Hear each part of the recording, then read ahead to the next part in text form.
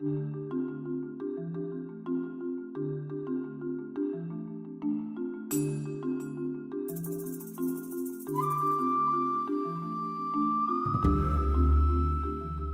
name is Angela Rose, and I am the founder of a national nonprofit called PAVE, promoting awareness, victim empowerment, but I'm also a speaker and an entrepreneur, real estate agent, and I love networking with people. So PAVE stands for Promoting Awareness, Victim Empowerment, and we work to shatter the silence of sexual violence and domestic violence. We take a really positive and proactive approach at a tough subject. We do a lot of prevention, education. We have the Safe Campus Strong Voices campaign in September for National Campus Safety Awareness Month. 100 schools participated last September. This September, we're looking at doubling it for 200 schools.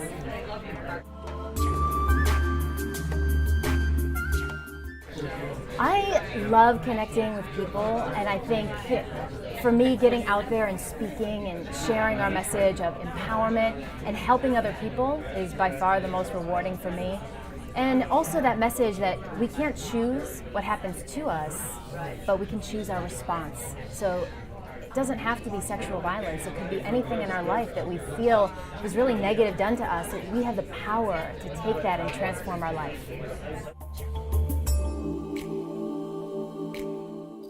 The most difficult thing about working as the founder and director of PAVE is hearing all of these stories of people that have endured a lot of trauma in their life.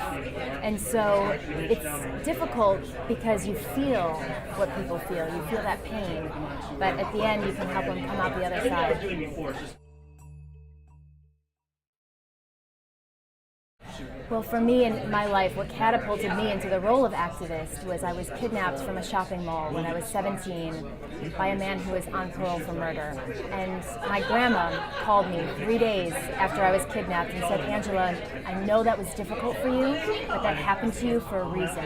And it was those words of my grandmother that completely changed the trajectory of my life into the role of activist, into helping other people, and to realizing that we don't have to stay victimized by something. We can not only heal from this negative thing, but we can help other people and actually thrive from it. So that's inspiring for me to help other people.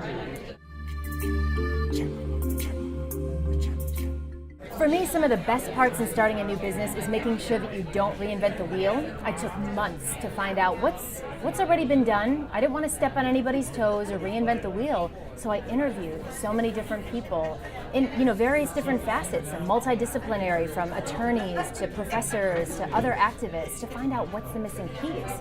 So that was for me really exciting to see what we can do to help fill that void.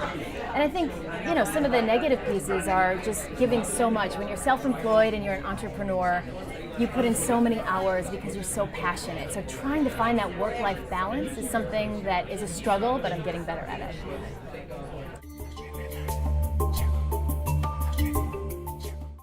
The next 5, 10, 15 years, I would love to take on the role of mother.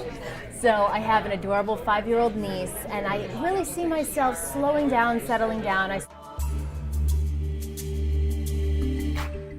think, having an attitude of gratitude is so important, and being clear on what you want. So many people don't know what's going to make them happy or what they want. And my grandma always said, making the decision is the hardest part. Being clear about what you want is so vitally important.